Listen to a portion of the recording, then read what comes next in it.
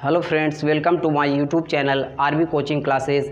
जैसा कि मैथ का क्लास कुछ दिनों से थोड़ा वीडियो नहीं प्रोवाइड हो पा रहा था, तो कुछ परेशानियां थी, इसीलिए अब फिर से हम लोग जो है वीडियो जो है लेके आए हैं मैथ का।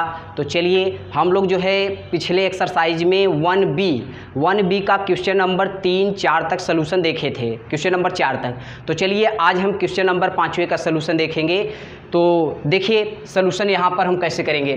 तो लिखा है यदि HCF, क्वेश्चन नंबर 5 है आपका, HCF 225 और 60 का दिया गया है 225 गुणे 5 माइनस 10x। तो कह रहा है x का मान ज्ञात कीजिए। हमें इस क्वेश्चन में x का मान ज्ञात करना है। तो चलिए हम इसको सॉल्व करते हैं। तो सबसे पहले आपको करना क्या है, इसमें यहाँ पर देखिए क्वेश्चन बड़ा ही आसान दिया गया है, क्वेश्चन बहुत ही आसान है। इसको हम बहुत ही अच्छे से और सिंपली तरीके से इसको सॉल्व करेंगे। तो चलिए देखते हैं। तो सबसे पहले यहाँ पे देखिए क्वेश्चन में क्या लिखा गया है, HCF 225 और 60, मतलब इन दोनों का HCF जो है वह बराबर है इस वाले एलिमेंट के, इस पूरे एलिमेंट के बराबर है। तो चलिए हम देखते हैं। सबसे पहले इन दोनों का HCF निकालेंगे। तो 225 और 60 का हम HCF निकालेंगे। तो यहाँ पे हम लिखेंगे सर्वप्रथम 225 और 60 का HCF ज्ञात करेंगे।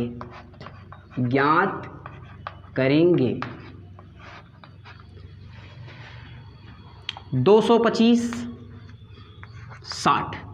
तो चलिए 225 का फैक्टर हम करेंगे। तो चलिए बगल में कर लेते हैं। 225 का फैक्टर करना है तो 3 से कटेगा, 3 से 21, 3 पचे 15, फिर 3 से कटेगा, 3 दूनी 6, 3 पचे 15, फिर 5 से कटेगा, 5 पचे 25 और 5 एक्का 5। तो हम इसका गुणनखंड लिखेंगे 3 × 3 × 5 × 5। 60 का लिखेंगे तो 2 गुणे 2 होता है और गुणे 2 दूनी 4 ते 12 पंजे 60, यही होगा। 2 दूनी 4 त्याई 12 पंजे 60 होगा। तो चलिए हमें HCF निकालना है। तो HCF हम फैक्टराइजिंग मेथड से किस तरीके से निकालते हैं पिछली वीडियो में हम लोगों ने देखा था। तो हम क्या करते हैं, दिए गए संख्याओं का क्या करते हैं, पहले हम फैक्टर करते हैं और फैक्टर करने के बाद हम उसका सर्वनिष्ठ गुणनखंड खोजते हैं, कॉमन फैक्टर खोजते हैं। कॉमन फैक्टर का मतलब है जो दोनों में होगा उसी को ले लिया जाएगा, वही उसका HCF होगा। तो हम लिख देते हैं HCF। आप HCF किसका निकाल रहे हैं, यहाँ पे लिखा है 225 और 60 का HCF हम निकाल रहे हैं। तो चलिए देखते हैं इसमें कॉमन फैक्टर कहाँ पर है। तो यहाँ पर 3 है और यहाँ पर 3 है। एक भाई मैच कर रहा है तो हम 1 लिख लेते हैं। उसके बाद देखते हैं अगला 3 इसमें नहीं है, फिर 5, ये 5 और ये 5 मैच कर रहा है तो एक 5 फिर लिख लेते हैं। उसके बाद देखिए अब ये वाला 5 इसमें नहीं है और ये सब भी संख्याएं इसमें नहीं है, तो इसीलिए इसका HCF यही हो जाएगा 3 पचे 15। ये इसका HCF हो गया। अब हमें क्या करना है, हमें HCF मिल गया है तो अब हम ले जा करके इस वाले इक्वेशन में रख देंगे। तो यहाँ पे लिखा जाएगा अब दिया है, क्या दिया है, HCF 225 60 equal to 225 × 5 minus 10x। चलिए भाई अब HCF 225 और 60 का मान यहाँ पर 15 है, तो हम यहाँ पे लिख लेते हैं 15। तो लिखा जाएगा 15 बराबर में ये 225 गुणे 5 माइनस 10x। सॉल्व करते हैं थोड़ा सा इसको। 15 इक्वल टू 5 पचे 25 के 5, 5 दूनी 10, 2 12 और 5 दूनी 10 1 11, 1125 माइनस 10x। 10x को इधर लाएंगे तो प्लस हो जाएगा 10x और 15 को उधर ले जाएंगे तो इसमें से माइनस हो जाएगा 11 25 माइनस 15 घटा देते हैं तो 10x इक्वल टू आपको मिल जाएगा। तो 5 में से 5 गए 0 और 1, 2 में से गए 1 और ये 11। तो यक्स का मान हमें मिल जाएगा 110 अपान में 10, ये एक जीरो कैंसिल हो जाएगा, यक्स बराबर हमें मिल जाएगा 111। यही आपका राइट आंसर है। तो चलिए हम लोगों ने इसका सलूशन इस तरीके से देख लिया है। चलिए अब हम अपने अगले क्वेश्चन के बारे में बात करेंगे। क्वेश्चन नंबर 6 लिखा गया है क्वेश्चन, यदि HCF दिया गया है 120 और 225 का HCF दिया गया है 15, तो आपसे पूछ रहा है कि LCM आपको निकालना है 120 और 225 का, LCM आपको ज्ञात करना है। तो ये बड़ा ही आसान सा क्वेश्चन है, एकदम फार्मूले पर डिपेंड है। तो चलिए फार्मूला हम देख लेते हैं। तो हमने आपको बताया था कि यदि हमारे पास दो संख्याएं दी गई हों A और B, तो इन दोनों का LCM कैसे निकालते हैं, यदि इनका HCF ज्ञात हो, ये आपको दिया हो, दोनों संख्याएं दी गई हों और उन दोनों का HCF ज्ञात हो, तो हम किस तरीके से उनका LCM निकालते हैं। तो फार्मूला डायरेक्ट हो जाएगा LCM A and B equal to दोनों संख्याओं का मल्टीप्लाई होता है, मतलब A गुणे B और बटे में उन दोनों का HCF होता है। ये फार्मूला है, बड़ा ही अच्छा फार्मूला है और इस फार्मूले को हम याद रखेंगे, इससे हमारा बहुत से क्वेश्चन लग जाएंगे। जैसे मान लीजिए पहली संख्या दी गई हो, दूसरी संख्या पूछ रहा हो और उन दोनों का LCM और HCF दिया गया हो, तो हम इस फार्मूले से कई तरीके के क्वेश्चन हल कर सकते हैं। तो ये फार्मूला आपको याद होना बहुत ज़रूरी है। तो चलिए हम इसका सलूशन देखते हैं। तो हमारे पास दो संख्याएँ हैं, तो देख लीजिए दो संख्याएँ कहाँ पर हैं। तो आपसे पूछ रहा है 120 225, यहाँ पर भी लिखा गया है। तो हम लिख लेते हैं A बराबर 120 और B बराबर लिख लेते हैं 225, और क्या दिया गया है उसको भी लिख लेते हैं कामा लगा करके कि HCF ऑफ दिया गया है, यहाँ पे लिखा है 120 225 इक्वल टू 15 दिया गया है। चलिए लिखेंगे। अब हम जानते हैं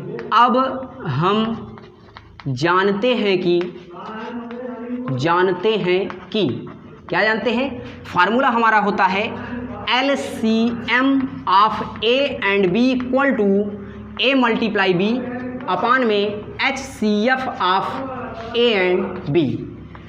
तो चलिए ऊपर की सभी वैल्यू को हम क्या करते हैं, इस फार्मूले में पुट करते हैं। तो हमें मिल जाएगा LCM ऑफ A का मतलब 120 और B का मतलब 225 इक्वल टू आपको मिल जाएगा, A गुणे भी करना है तो दोनों संख्याओं का गुणनफल करा देते हैं 120 गुणे 225 और बटे में आपका हो जाएगा HCF of A and B।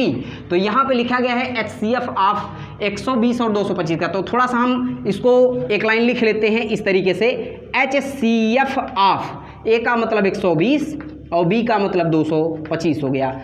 अब इसको एक लाइन और सॉल्व कर दीजिए, 120 और 225 लिख लीजिए, 120 गुणे 225 और बटे में आपका हो जाएगा HCF ऑफ। देख लीजिए कितना है HCF ऑफ, यहाँ पर दिया गया है, यहाँ पर भी दिया गया 15, तो आप कहीं से भी लिख लीजिए 15 हो गया। तो ये देखिए 15 से ये कट जाएगा, 15 में 225 होता है, 15 में 225, तो हमें मिल जाएगा 120 मल्टीप्लाई 15 बारह में 180 होता है, एक जीरो साथ में दे देते हैं। तो हमें मिल गया LCM ऑफ 120 और 225 का जो आंसर आएगा वो 1800 आएगा। यही आपका राइट आंसर होगा। तो देख लीजिए कितना आसान क्वेश्चन था और हमने एकदम बेहतरीन तरीके से इसको सीख लिया है। तो आप इसका सलूशन इस तरीके से ही करेंगे। चलिए हम लोग अपने अगले क्वेश्चन के बारे में बात करते हैं। 1B का क्वेश्चन नंबर 7। देखिए यहाँ पर जो ये एक ट्री शेप बनाया गया है, ये फैक्टराइजिंग मेथड पर डिपेंड है और हम उसी से इसको सॉल्व करेंगे। यहाँ पर ये जो लिखा गया है देख लीजिए, इस तरीके से लिखा गया कि यहाँ पर जो संख्या है इस संख्या का जो फैक्टर होगा वो इन दोनों बॉक्स में लिखा जाएगा। ये जो संख्या है इसका फैक्टर इन दोनों बॉक्स में लिखा जाएगा। अब इसी तरीके से इस संख्या का जो फैक्टर है इन दोनों बॉक्स में लिखा गया है या लिखा जाएगा। ठीक है। तो यहाँ पर आप देख लीजिए, हमें x और y का मान निकालना है। यहाँ पर लिखा गया नीचे दी गई आकृति में x तथा y के मान ज्ञात कीजिए। तो हमें y का मान निकालना है और x का मान निकालना है। तो सबसे पहले हम ऐसा करते हैं, x का मान निकालते हैं यहाँ से, क्योंकि हमें x का मान यहाँ से इन दोनों से मिल जाएगा। इसका मतलब ये हुआ कि x का ये दोनों फैक्टर है, इसका मतलब है कि इन दोनों का गुणा अगर हम करा दें तो हमें ये वाली संख्या मिल जाएगी। तो हम लिख सकते हैं x बराबर 3 × 4, x इक्वल टू आ जाएगा, नहीं 7 होगा, 7, 3 × 7, तो 7 त्रिक 21 हो जाएगा। x का मान आपका 21 हो गया। एक आंसर तो आपका ये हो जाएगा, एक आंसर ये हो गया 21। तथा y निकालना है, तो चलिए y के लिए हम चलते हैं। तो y के लिए y का जो फैक्टर है वो 4 × x होगा। तो हम लिख लेते हैं y का जो मान होगा 4 × x होगा। अब x का मान आपको ऊपर मिला है तो यहाँ पर ले आकर रख देते हैं, y इक्वल टू 4 × 21, 21 चौक 84, 4 1 का 4, 4 दूनी 8, ये y की वैल्यू हो जाएगी। यही आपका आंसर होगा। तो इस तरीके के सवाल आप बड़े ही आसानी से इसी तरीके से सॉल्व करेंगे। ये फैक्टराइजिंग मेथड पर डिपेंड है। तो इस तरीके के सवाल आपके अगले क्वेश्चन में मिलेगा, तो आप उसको जो है यहाँ से समझ करके उसको आप क्लियर कर लीजिएगा।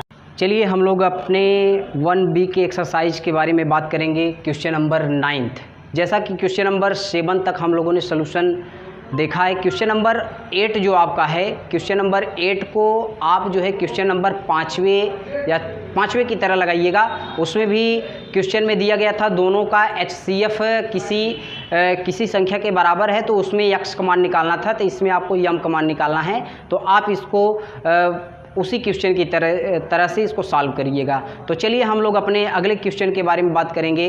तो क्वेश्चन नंबर आपका 9 है। यहाँ पर ये बड़ा ही प्यारा सा क्वेश्चन लिखा गया है, जांच कीजिए कि क्या किसी प्राकृतिक संख्या n के लिए संख्या 6 पावर n, यहाँ पे 6 पावर n लिखा गया है, ये n इसके मल्टीपल में नहीं है, ये पावर में है, 6 की पावर n अंक 0 पर समाप्त हो सकती है। आपको ये प्रूफ करके दिखाना है या चेक करना है कि 6 की पावर n अगर दी गई है और किसी भी प्राकृतिक संख्या n के लिए यहाँ पर n का कोई भी मान अगर रखा जाए प्राकृतिक संख्या, तो हमें जो संख्या मिलेगी वो क्या शून्य पर समाप्त होगा या नहीं, हमें इस चीज़ को चेक करके दिखाना है। तो चलिए सबसे पहले हम देख लेते हैं कि कोई संख्या शून्य पर कब समाप्त हो सकती है। थोड़ा सा आप इसको समझने की कोशिश करिए। तो लिखा गया, जैसे मान लीजिए लिख दिया जाए 10, तो इसका मतलब है कि हम इसका अगर फैक्टर करें तो 10 का अगर हम फैक्टर करेंगे तो आएगा 2 × 5, 2 × 5 आ गया। इसका मतलब ये हुआ कि अगर मान लीजिए हमारे पास कोई संख्या 10 है, वो उसका इकाई का अंक मतलब शून्य पर समाप्त होने का मतलब यही है कि इकाई का अंक जो है शून्य होगा। शून्य का अंक समाप्त होने का मतलब, शून्य पर समाप्त होने का मतलब यही है कि इकाई का अंक शून्य होगा। तो मान लीजिए हम एक संख्या ले लेते हैं जिसके इकाई के स्थान पर क्या है, शून्य है, तो हम इसका फैक्टर करेंगे तो 2 × 5 हो रहा है। चलिए एक और ले लेते हैं, जैसे मान लीजिए 20 ले लिया, तो 20 को अगर हम ले लिए हैं तो 20 को हम लिख सकते हैं 2 × 2 × 5, 2 दूनी 4 5 20। इसका मतलब ये हुआ कि 20 का जो गुणनखंड होगा वो 2 और 5 का मल्टीपल होगा। 2 और 5 का मतलब 2 और 5 के गुणनखंड में आएंगे। यहाँ पे 2 बार है और 1 बार 5 है, ठीक है। चलिए एक अंक और ले लेते हैं, जैसे मान लीजिए 30 है, तो हम लिख सकते हैं 2 × 3 और गुणे 5, 2 × 3 × 5, 2 × 6 5 30। तो ये आपका फैक्टर आ रहा है। इसका मतलब ये हुआ कि कोई भी अंक, अब यहाँ पे आप देख लीजिए, कोई भी अंक शून्य पर कब समाप्त होगा, जब उसके फैक्टर में 2 और 5 अनिवार्य रूप से होंगे। उसमें 2 और 5 का फैक्टर अनिवार्य रूप से होगा, तभी वो आपका क्या होगा, शून्य पर समाप्त होगा, नहीं तो नहीं होगा। जैसे मान लीजिए हम यहाँ पे 8 ले लेते हैं, 8 का फैक्टर क्या होगा, 2 × 2 × 2 होगा।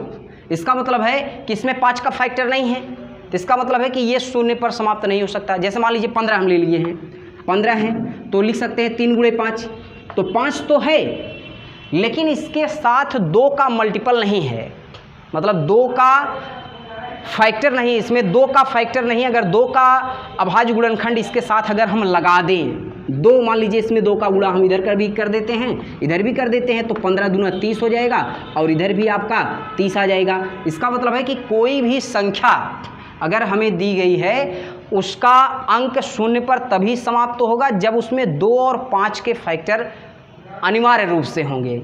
2 और 5 दोनों होगा तभी वो शून्य पर समाप्त होगा, नहीं तो नहीं होगा। तो इसी चीज़ को हमें समझना है और यहाँ पर 6 की पावर n में हमें ये प्रूफ करके दिखाना है या जांच करना है, हमें चेक करना है कि 6 की पावर n, कोई भी अंक 6 की पावर n अगर हम रख दें तो n की वैल्यू कोई भी प्राकृतिक संख्या अगर हम ले लें, अगर यहाँ पर रखें, जैसे मान लीजिए 6 की पावर 1 ले लें, प्राकृतिक संख्या आपका 1 2 3 इस तरीके से होता है, तो 6 की पावर 1 = 6 आएगा। 6 की पावर 2 ले लेते हैं क्योंकि n का जो मान है 1 2 3 4 इस तरीके से है भाई, तो यहाँ पर 6 की पावर 2 है, तो इसका मतलब हम लिख सकते हैं 6 × 36, 6 × 6 = 36 आ जाएगा। तो इसका मतलब है कि देख लीजिए शून्य पर समाप्त नहीं हो रहा है, तो हमें ये चीज़ चेक करके देखना है कि क्या वो शून्य पर समाप्त होगा कि नहीं। तो हमें अपने ऑब्जर्वेशन में इस बात को लिखना होगा। तो चलिए हम इसका सलूशन किस तरीके से लिखेंगे, बड़े ही इसको साधारण तरीके से 2-3 लाइन में हमें अपना ऑब्जर्वेशन लिख देना है। तो चलिए लिखते हैं। तो लिखा जाएगा यहाँ पर 6 का अभाज्य गुणनखंड, 6 का अभाज्य गुणनखंड, अभाज्य गुणनखंड कितना होता है, तो हम लिख देते हैं 6 का अभाज्य गुणनखंड आएगा 2 × 3 आएगा। हमें 6 की पावर n लेनी है, तो चलिए हम 6 की पावर n का अभाज्य गुणनखंड कर लेते हैं। यहाँ पर हमने डैश कर दिया है तो आप यही भाषा यहाँ पर लिख लेंगे, ठीक है। तो हम लिख देंगे, तो 6 की पावर है तो 6 का जो फैक्टर आया 2 × 3, तो हम लिख सकते हैं 2 × 3 और भाई पावर में आपका n आ जाएगा। तो अब लिखा जाएगा, लिखेंगे इससे स्पष्ट है, इससे मतलब इस वाली भाषा से क्या स्पष्ट है, इससे स्पष्ट है, स्पष्ट है कि, इससे स्पष्ट है कि 6 की पावर n के अभाज्य गुणनखंड में, अभाज्य या यहाँ पर n हटा देते हैं, 6 के अभाज्य गुणनखंड में, गुणनखंड में 6 के अभाज्य गुणनखंड में 2 और 3 का 2 और 6 के अभाज्य गुणनखंड में 2 और 3 आता है, 2 और 3 आता है, 2 और 3 आता है, जबकि 5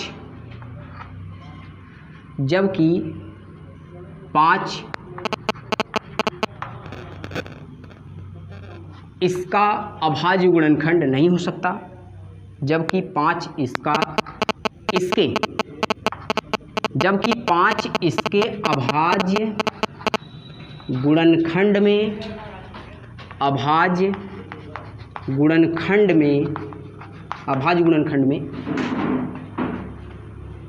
नहीं हो सकता, नहीं हो सकता, नहीं हो सकता है। मतलब कहने का ये हुआ कि भाई 6 के अभाज्य गुणनखंड में 2 और 3 आता है, जबकि 5 इसके अभाज्य गुणनखंड में नहीं हो सकता है। अतः 6 की पावर n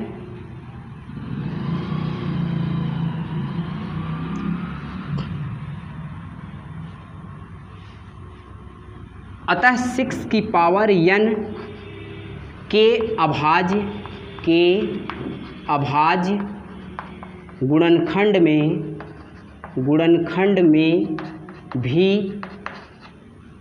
में भी 5 नहीं हो सकता, 5 नहीं हो सकता है। अतः लास्ट में ऑब्जर्वेशन में लिख देंगे n belong to capital N, यहाँ पर इस भाषा को थोड़ा सा हम समझ लेते हैं। अगर n belong to capital N लिखा गया है, इसका मतलब ये हुआ कि ये एलिमेंट होता है। ये जो स्मॉल n है वो एलिमेंट होता है। किसका एलिमेंट है? वो कैपिटल N। कैपिटल N का मतलब एक सेट है। जैसे मान लीजिए हमारे पास एक नेचुरल नंबर का सेट है, वो है कितना 1 2 3 4 इस तरीके से डॉट डॉट तक होता है। तो ये आपका कैपिटल N क्या है? एक सेट है। और स्मॉल n क्या है? ये सब एलिमेंट है। जैसे n बराबर हम 1 ले लिए तो 1 किसका एलिमेंट है? कैपिटल N का। तो ये चीज़ लिखा गया है कि small n belong in capital N, मतलब स्मॉल n जो है बिलोंग करता है कैपिटल N में। ठीक है, तो यहाँ पर वही बात लिखी गई है, कहता है n बिलोंग कैपिटल N, कोई भी प्राकृतिक संख्या नहीं हो सकती। प्राकृतिक, अतः n बिलोंग कैपिटल N, कोई भी प्राकृतिक संख्या नहीं हो सकती। प्राकृतिक संख्या नहीं हो सकती जो 6 पावर n संख्या को शून्य पर समाप्त कर दे। समाप्त कर दे। तो आप इस क्वेश्चन को इस तरीके से ही सॉल्व करेंगे। तो ऑब्जर्वेशन में आप फिर से इसको देख लीजिए, मैं फटाफट बता दे रहा हूँ। जैसे कि यहाँ पर लिखा गया, जांच कीजिए कि क्या किसी प्राकृतिक संख्या स्मॉल n के लिए संख्या 6 पावर n अंक 0 पर समाप्त हो सकती है। आपको ये चेक करके देखना है। तो हमने यहाँ पर क्या किया, 6 का पहले तो आप फैक्टर कर दीजिए, तो इसमें आएगा 2 गुणे 3। अगर यहाँ पर 6 पावर n लिखा है, इसका अभाज्य गुणनखंड करना है तो 2 गुणे 3 हो जाएगी, इसी की पावर n हो जाएगा। अब यही चीज़ आपका मेन है, यही ऑब्जर्वेशन आपको याद रखना है कि हम लिखें क्या। तो हमने इतनी बातें यहाँ पर आपको समझाई हैं कि कोई भी अंक 0 पर तभी समाप्त होगा जब उसमें 2 और 5 के फैक्टर अनिवार्य रूप से होंगे। 2 और 5 के फैक्टर अनिवार्य रूप से होंगे, तभी आपका क्या होगा, वो शून्य पर समाप्त होगा, नहीं तो नहीं होगा। तो यहाँ पर हमें किसकी कमी मिल रही है? यहाँ पर 5 की कमी मिल रही है। अगर 5 आ गया होता तब तो ये शून्य पर समाप्त हो जाता। इसका मतलब यही नहीं है, तो इसे हम लिखेंगे कि इससे स्पष्ट है कि 6 के अभाज्य गुणनखंड में 2 और 3 आता है, जबकि 5 इसके अभाज्य गुणनखंड में नहीं हो सकता है। अतः 6 पावर n के अभाज्य गुणनखंड में भी 5 नहीं हो सकता है। भाई जब 6 में नहीं है तो 6 पावर n में भी नहीं होगा।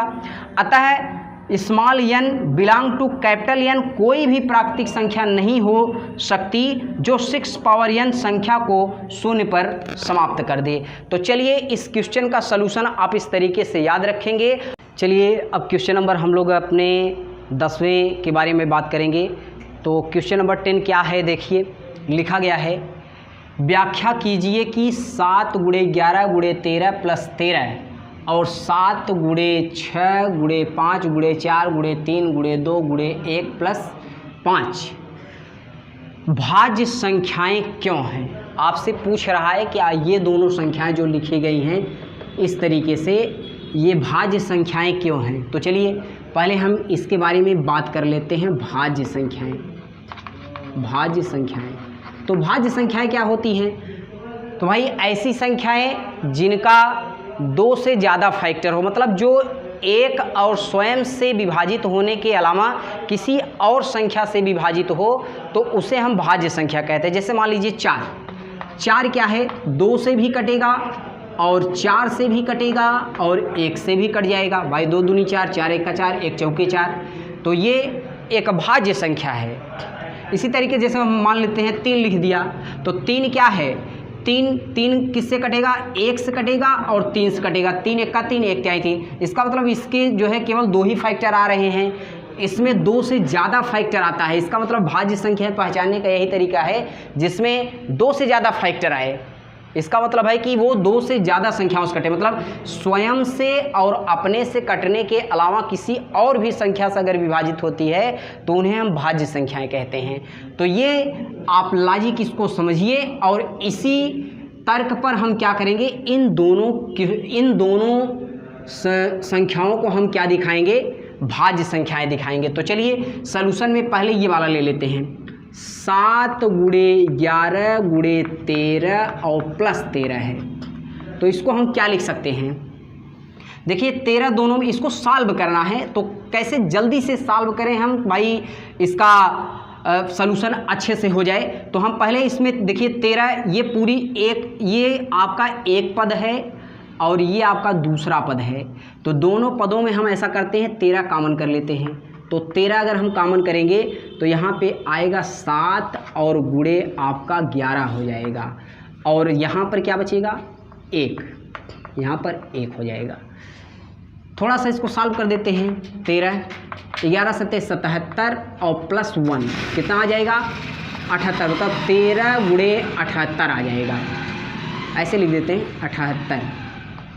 तो इसका मतलब है कि आप देख लीजिए ये कौन सी संख्या हो जाएगी, भाज्य संख्या होगी, क्योंकि देख लीजिए 78 2 से भी विभाजित हो रहा है और 17 है, 17 किससे, 17 से भी, 17 का मल्टीपल है, इसका मतलब 17 से भी विभाजित होगा और 1 से भी विभाजित होगा। मतलब ये जो संख्या आएगी, अगर हम गुणा करा दें तो जो संख्या आएगी वो किससे विभाजित होगी, वो जो है आपका 2 या 2 से अधिक संख्याओं से विभाजित हो रहा है। इसका मतलब है कि स्वयं से तो कटेगा, स्वयं के अलावा और भी संख्याओं से ये विभाजित होगी। तो चलिए ये आपका क्या आ जाएगा, एक भाज्य संख्या आ जाएगी। यहाँ पे लिख देंगे जो कि भाज्य संख्या है, जो कि भाज्य संख्या है, भाज्य संख्या है, जो कि भाज्य संख्या है, जो कि भाज्य संख्या है। पहला हो गया। इसी तरीके से हम दूसरा भी क्वेश्चन सॉल्व करेंगे। तो लिखते हैं तथा 7 × 6 × 5 4 3 2 1 और प्लस में 5 है। इसको भी हम थोड़ा सा सॉल्व करते हैं। तो 5, ये पूरा एक पद है, ये दूसरा पद है, तो दोनों में 5 कॉमन कर लेते हैं। 5 अगर हम कॉमन करेंगे तो आएगा 7 × 6 × 4 × 3 × 2 × 1 और प्लस में आपका 1 हो जाएगा। इसको सॉल्व करेंगे तो 5 और ये आपका आएगा 1008 आ जाएगा।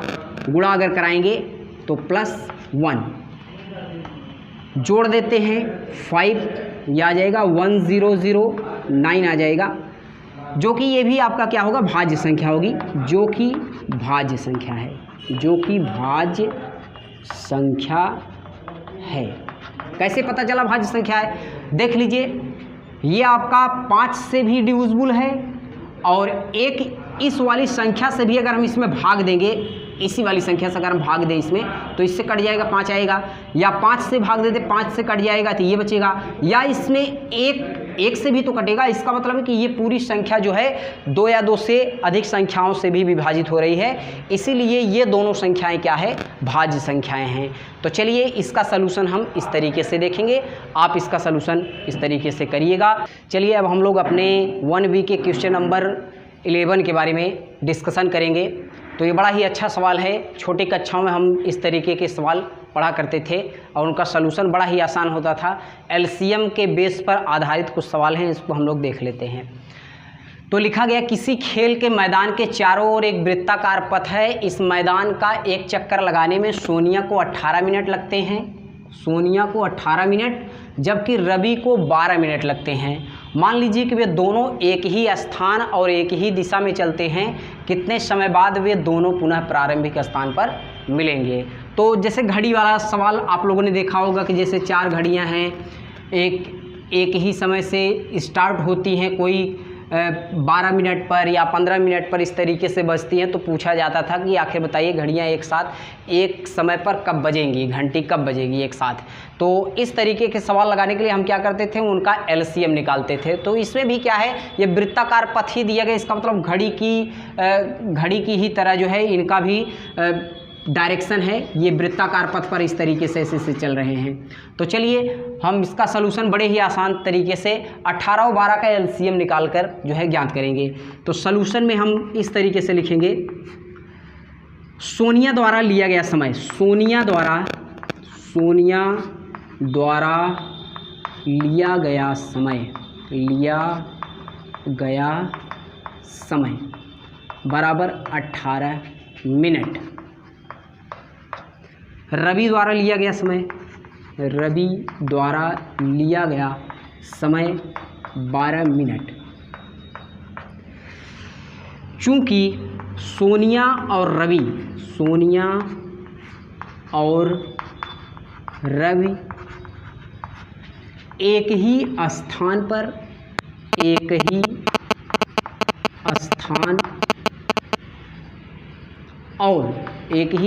और एक ही दिशा में चलते हैं, एक ही दिशा में वृत्ताकार पथ पर चलते हैं, वृत्ताकार पथ पर चलते हैं। इसलिए हम दोनों समयों का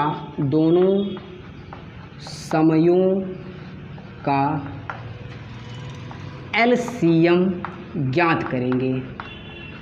ज्ञात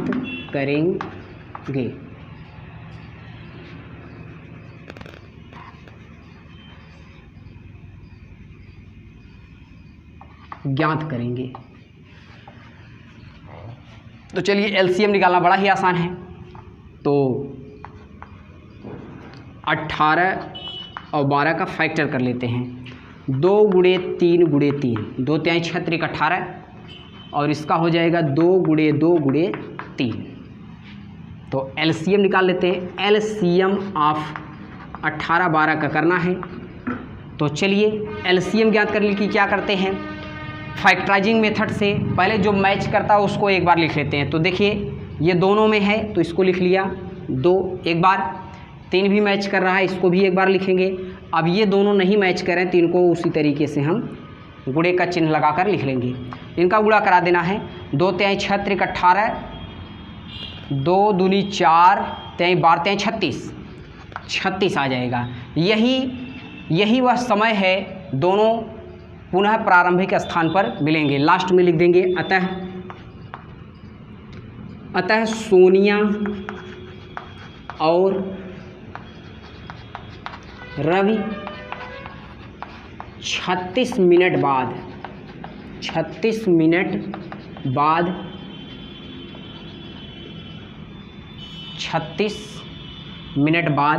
पुनः प्रारंभिक स्थान पर मिलेंगे। पुनः प्रारंभिक स्थान पर मिलेंगे। यही आपका राइट आंसर होगा। चलिए हम लोग अपने एक्सरसाइज 1B का क्वेश्चन नंबर 14वां, ये लास्ट क्वेश्चन है आपका। क्वेश्चन नंबर 12 13 ये पिछले क्वेश्चन की तरह आप सॉल्व करिए। इसका सलूशन, इस टाइप के क्वेश्चन का सलूशन हमने पिछले वीडियो में दिया है, आप उसको ध्यान से देखिए और उसको आप सॉल्व करिए। नहीं आता है तो आप कमेंट बॉक्स में उसको जो है पूछिए, आपको उसका सलूशन दिया जाएगा। तो क्वेश्चन नंबर 14वां लिखा गया है, नीचे दी गई आकृति में x, y तथा z के मान ज्ञात कीजिए। आपको इस वाली आकृति में ये जो ट्री शेप दिया गया है इसमें आपको x, y, z का मान निकालना है। तो इस टाइप का क्वेश्चन हमने एक कराया है, आप वहाँ से भी इसको कर सकते थे लेकिन थोड़ा लंबा है इसलिए हमने सोचा कि इसको भाई करा दिया जाए। तो यहाँ पर लिखा गया है तो फैक्टराइजिंग मेथड से ही ये लगेगा। मतलब यहाँ पर जो बॉक्स में लिखे गए हैं शाखाएं, इसमें 2 जो निकली हैं तो इसका मतलब है कि ये दोनों जो नंबर हैं इन दोनों का मल्टीप्लाई कराएंगे तो ये वाला नंबर मिलेगा। उसी तरीके से इन दोनों का मल्टीप्लाई कराएंगे तो ये वाला नंबर मिलेगा। इसी तरीके से यहाँ पर इसका और इसका मल्टीप्लाई कराने से y की वैल्यू आपको मिल जाएगी और यहाँ पर इन दोनों का मल्टीप्लाई कराने से ये वाली संख्या मिलेगी। तो एक रिलेशन यहाँ पर बना करके हम z का मान निकालेंगे और एक रिलेशन इसमें बना करके हम y की वैल्यू निकालेंगे और एक रिलेशन यहाँ पर बना करके हम x की वैल्यू निकालेंगे। तो चलिए इनका सलूशन हम इस तरीके से देख लेते हैं। तो पहले x का मान निकालना है, तो हम इन दोनों से रिलेशन बना लेते हैं कि भाई इस बॉक्स में वही नंबर आएंगे जो इन दोनों का मल्टीप्लाई करने पर आपको मिलेगा, क्योंकि ये दोनों नंबर इस वाले नंबर का फैक्टर लिखा गया है। तो हम लिख सकते हैं चूंकि x बराबर क्या होगा, 2 गुणे 33 81, इन दोनों का गुणा करा देते हैं। तो 2 1 2, 2 8 16 के 6 1 हासिल, 2 3 6 1 7, 2 3 6, तो 67 62 आ जाएगा। ये x का मान हो गया। चलिए अब y की वैल्यू देखिए। y की वैल्यू हम 2 तरीके से निकाल सकते हैं। चाहे एक रिलेशन यहाँ पर बना लें, भाई इन दोनों का मल्टीप्लाई अगर हम करा देंगे तो y की वैल्यू मिल जाएगी, या भाई इन तीनों से रिलेशन बना लें, मतलब इस वाले बॉक्स से हम रिलेशन बना लें तब पर भी y की वैल्यू निकल जाएगी। इससे भी रिलेशन बना करके y की वैल्यू निकाली जा सकती है। तो आप जो मन करे वो कर लीजिए। तो हम चलिए यहाँ पर इन दोनों का मल्टीप्लाई करा के निकाल लेते हैं। तथा यहाँ पर लिख सकते हैं तथा y की जो वैल्यू होगी, y की वैल्यू वो होगा 7 गुणे 161। तो y इक्वल टू आ जाएगा 7 1 7 और 7 6 42 के 2, 7 1 7 4 11, 7 1 7 7 6 42 और 4, 7 1 7 4 11, तो आ जाएगा 11 27। ये y की वैल्यू हो गई, ये y की वैल्यू हो गई और ये x की वैल्यू हो गई। चलिए अब z निकालना है। तो हमने बताया z के लिए कहाँ से रिलेशन बनेगा, तो z के लिए आप यहाँ से रिलेशन बना लीजिए। तो हम लिख सकते हैं कि 161 बराबर किसके लिखा जा सकता है, इन दोनों शाखाओं को, मतलब इन दोनों का जो फैक्टर, मतलब इन दोनों का जो गुणनफल होगा वो इसके बराबर होगा। 161 का जो फैक्टर है वो 7 गुणे z लिखा गया है। तो हम लिख सकते हैं तथा 161 इक्वल टू 7 मल्टीप्लाई z। तो z की वैल्यू निकालना है तो हम 7 से डिवाइड कर देंगे। z बराबर 161/7, तो भाग दे दीजिए। 7 दूनी 14 और 7 त्रिक 21, भाई यहाँ पर 2 बचेगा, 21 हो जाएगा, 7 त्रिक 21 हो जाएगा। तो ये आपका z का मान हो गया।